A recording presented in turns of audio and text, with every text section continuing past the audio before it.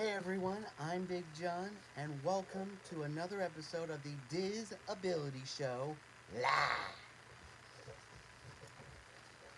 Alright, so this week I want to talk about some quick service tips. Now, when you go to Disney, you don't have to do a table service restaurant every day. The quick service restaurants are just as convenient.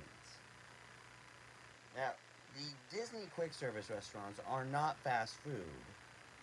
They are good food made fast. You see the difference there? Now, the best thing to do is order your food on the mobile food order pickup feature on the My Disney Experience app. Then, once you place your order and you have checked the menu, you can make your way to the restaurant. But, speaking from experience, one thing you don't want to do is, for example, this happened to us this is something my dad accidentally did on our last trip.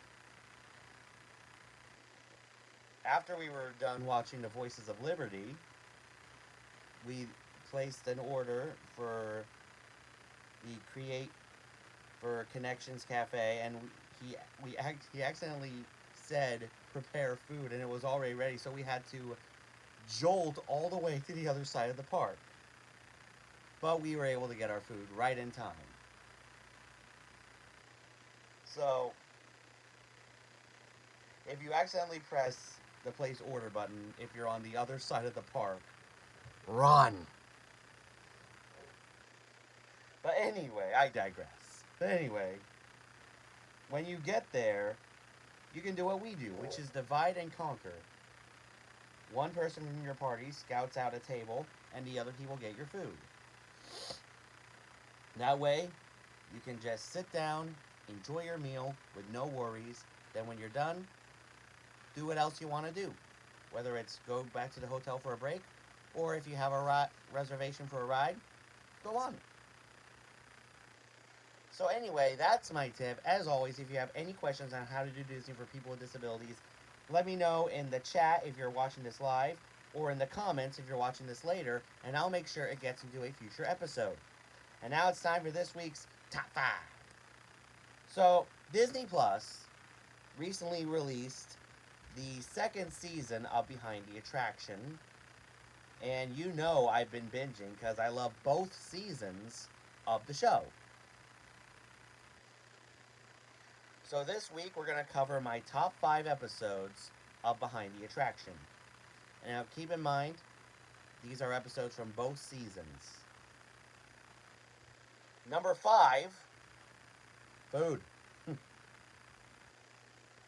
That's right, Behind the Attraction did an episode on food because the food at Disney is like an attraction in itself. Because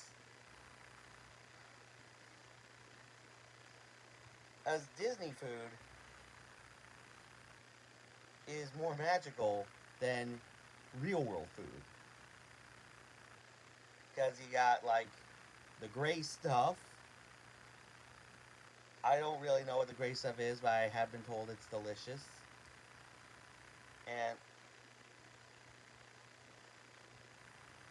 And you know, I am a sucker for the Mickey ice creams and the fruit bars. So yeah, I'm kind of glad Behind the Attraction did an episode on food. Number 4, castles.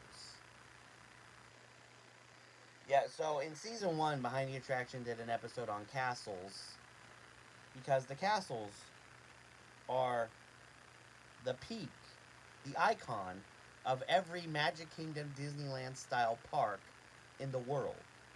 Of course, it all started with Sleeping Beauty Castle. Then, of course, the iconic Cinderella Castle in Florida. Then its identical twin in Tokyo Disneyland. Then the more French-style Sleeping Beauty Castle in Paris. The every princess castle, pretty much, in Hong Kong, which used to be Sleeping Beauty Castle. and then the Enchanted Storybook Castle in Shanghai. So, you can't have a Magic Kingdom Disneyland style park and not have a castle, because that castle is pretty much the gateway into Fantasyland. Number 3, Epcot. So in season 2, Behind the Attraction really did an episode on Epcot and how Walt wanted Epcot to be a city, a place for people to live. And we kind of got that with Celebration, but of course Walt died before progress began on the Florida project. But we did get bits and pieces of what Walt wanted for Epcot. We got the monorail system, and Walt Disney World has its own phone line and everything. So, and of course we got the Epcot Park out of it.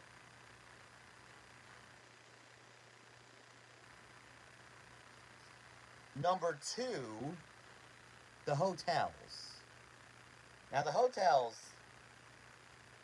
to quote John Lithgow on the 1991 special Walt Disney World Past, Present, and Future, where you stay can be as much fun as what you do, because the hotels are part of the fun. And of course, the episode mainly featured on the Disneyland Hotel, but then it went over to all the other hotels. Because it all started with the Disneyland Hotel, and I was very lucky to stay at the Disneyland Hotel this past April, and I would love to stay at the new DVC villas they have there. Sis, if you're watching, maybe we could do a Disneyland trip in the summer once Mom gets out of school. But I digress. Back to me. Back to this show. Enough about my personal junk. And my number 1 episode of Behind the Attraction, Jungle Cruise. Because it showed the history of the ride and how it became a rule that all skippers were required to joke on the ride. And it's great to know that no 2 skippers had the exact same joke line.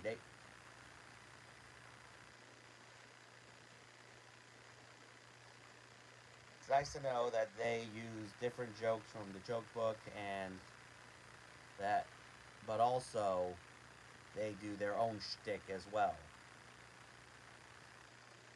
So anyway, let me know in the chat or the comments if you watch Behind the Attraction on Disney Plus, and if so, what is your favorite episode? And now it is time for DIS or DAT. Halloween is over. And to quote Big Bad Voodoo Daddy, Christmas is starting now. And when it comes to Disney Christmas decorations, it's tough to top the castles. At Disneyland, Sleeping Beauty Castle has snow on its turrets, and garland around the castle and a wreath in the center. At the Magic Kingdom, Cinderella Castle has nighttime projections. Well, let's face it. Let's get this out of the way right now. The dream lights that they had pre-COVID were always the more superior, and it's sad that Disney hasn't brought them back. Disney, if you're watching, please, in the future, bring back the dream lights for Cinderella Castle for Christmas. Please. The projections were great during COVID, but that over.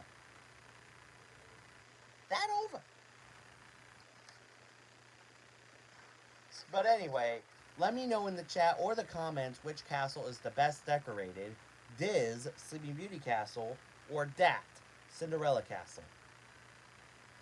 So, we kind of talked about this last week, but decorating is already underway for Christmas at the parks. The tree is up on Main Street, which is great. The garland is up around Main Street.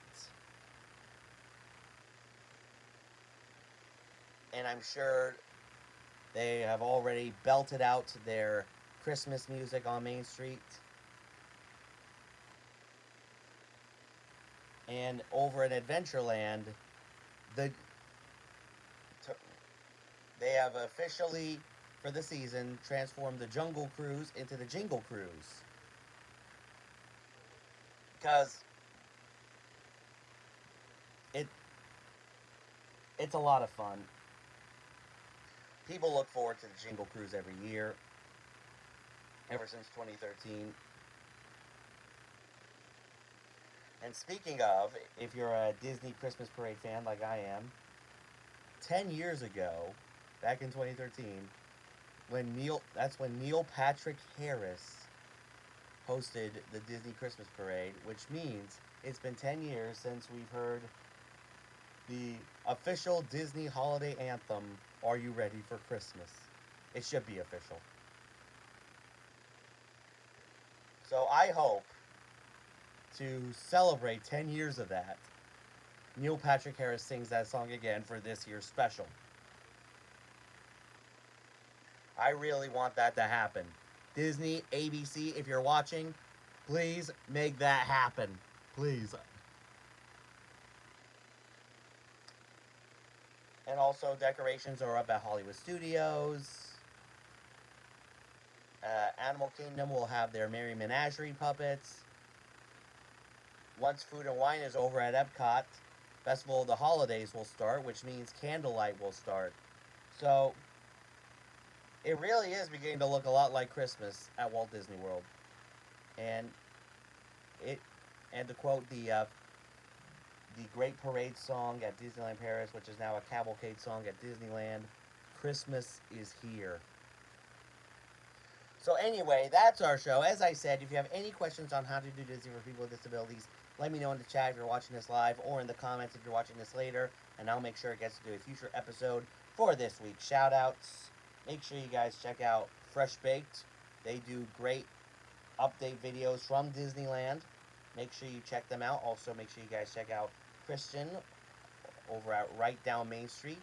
She does amazing food vlogs from the parks. Definitely check her out. Also, make sure you guys check out Jessica and Lewis at One Little Spark JL.